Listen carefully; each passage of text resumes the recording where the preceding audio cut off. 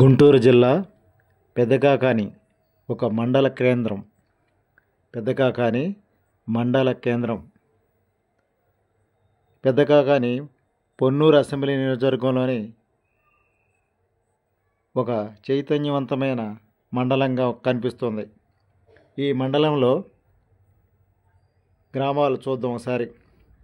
అగతవరపాడు, అనుమర్లపూడి, ఉప్పలపాడు, కొప్పురావూరు, తంగెళ్ళమూడి, తక్కెలపాడు, నంబూరు, దేవరాయ, బొట్లపాలెం, పెదకాకాని, వెనిగండ్ల, గొల్లమూడి, రామచంద్రపాలెం, వెంకటకృష్ణపురం. ఈ విధంగా ఈ గ్రామాలన్నీ కూడా పెదకాకాని మండల పరిధిలోకి వస్తాయి. ఇది అండర్ పాస్ వంతెన. ఇటు నుంచి మనం కాకాని మల్లేశ్వర స్వామివారి దేవస్థానానికి వెళ్ళవచ్చు. ఇటువైపుగా కుడివైపుకి వెళ్ళినట్లయితే వెనిగండ్ల గ్రామానికి వెళ్ళవచ్చు. ఇటు ఎడమవైపు లెఫ్ట్ తీసుకున్నట్లయితే యూటర్న్ విజయవాడ వెళ్ళవచ్చు. అటు కుడివైపు గుంటూరు వెళ్ళవచ్చు. ఇక్కడ పెదకాకానిలో అన్ని పార్టీల వారు ఉన్నారు. తెలుగుదేశం, వైఎస్ఆర్సీపీ, కాంగ్రెసు, కమ్యూనిస్టు, జనసేన అన్ని పార్టీల వారు పెదకాకానిలో చైతన్యంగా కనిపిస్తూ ఉంటారు. పొన్నూరు అసెంబ్లీ నియోజకవర్గంలో పెదకాకాని మండల కేంద్రంగా ఉంటుంది. పొన్నూరు, చేబ్రోలు, పెదకాకాని మండలాలు కలిపితే పొన్నూరు అసెంబ్లీ నియోజకవర్గం అవుతుందన్నమాట. దాదాపుగా పొన్నూరు అసెంబ్లీ నియోజకవర్గానికి 6 సార్లు ఎమ్మెల్యే గెలిచిన రికార్డు ఉంది. ధూళిపాల నరేంద్ర గారు పొన్నూరు అసెంబ్లీ నుంచి 6 సార్లు ఎమ్మెల్యేగా గెలిచారు. వారి నాన్నగారు ధూళిపాల వీరయ్య చౌదరి గారు 2 సార్లు గెలిచారు. తెలుగుదేశం పార్టీకి పొన్నూరు కంచుకోటగా ఉంది. ఒకసారి వైఎస్ఆర్సీపీ కిలార వెంకట రోసయ్య గతంలో జగన్ గారి ప్రభుత్వంలో కిలార వెంకట రోసయ్య గారు ఇక్కడ పొన్నూరు ఎమ్మెల్యే గెలిచారు ఒకసారి. ఏదైనా సరే ఈ పెదకాకాని అన్ని పార్టీలు ఉన్నప్పటికీ కూడా తెలుగుదేశం ముందంజలో ఉందనే చెప్పాలి.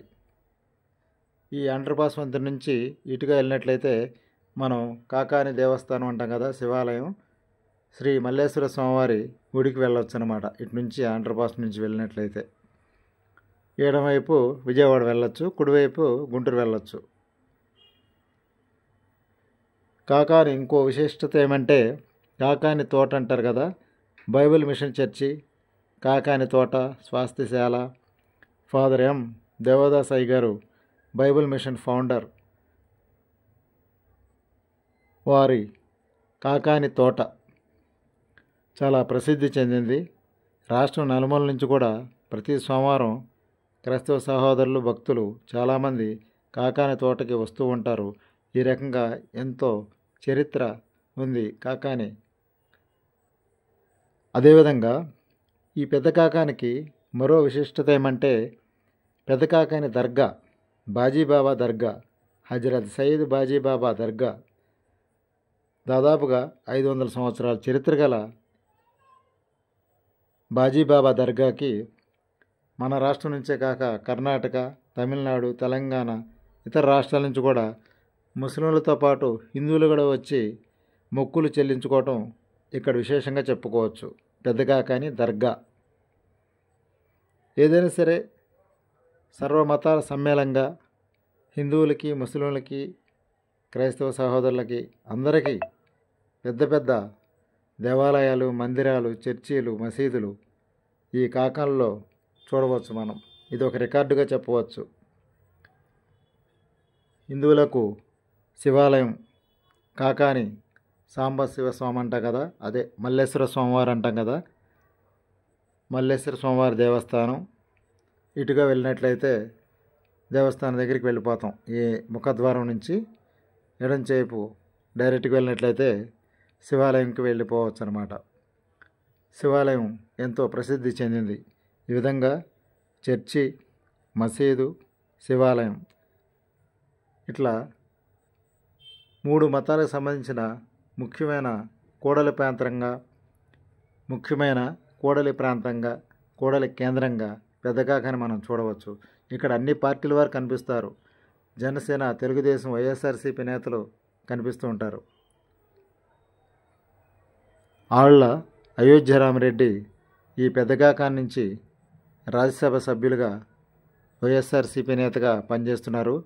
రైతు నాయకులు ఆళ్ల అయోధ్యరామిరెడ్డి పెద్దకాకాని రాజ్యసభ సభ్యులు వైఎస్ఆర్సీపీ నాయకులుగా పనిచేస్తున్నారు. వారు కూడా గతంలో అనేక రోడ్లకి ఇక్కడ ఎంపీ నిధులు అందజేశారు. ఈ విధంగా పెద్దకాకానికి చాలామంది ఎంతో ఆర్థికంగా అభివృద్ధి సాయం చేశారని చెప్పాలి. రోడ్ల విషయంలో ఎంపీ నిధుల నుంచి ఆయన ఎంతో సహాయం చేశారని చెప్తారు. ఈ విధంగా ఎమ్మెల్యేగా ధూళిపాల నరేంద్ర తెలుగుదేశం పార్టీ, వైఎస్ఆర్సీపీ నేత ఆళ్ల అయోధ్యరామిరెడ్డి రాజ్యసభ నిధులు, ఇట్లా గ్రామంలో అన్ని రోడ్లు వేయటానికి వారి నిధుల్ని వెచ్చించి రోడ్లని మరింత అభివృద్ధి చేస్తున్నారు. ఇదో ప్రత్యేకతగా చెప్పుకోవచ్చు. ఏదైనా సరే ప్రజా సమస్యల్ని పరిష్కరించడంలో అన్ని పార్టీలు తమ వంతు ప్రయత్నం చేస్తూ ఉంటాయి. ఇక్కడ రైతులు ఎక్కువగా మనకు కనిపిస్తూ ఉంటారు. ఏదేమైనప్పటికీ చైతన్యవంతమైన ప్రజలు ఈ పెద్దకాకాని గ్రామంలో ఉండటం, ఈ పెద్దకాకాని మండలంలో ఉండటం విశేషంగా చెప్పుకోవచ్చు.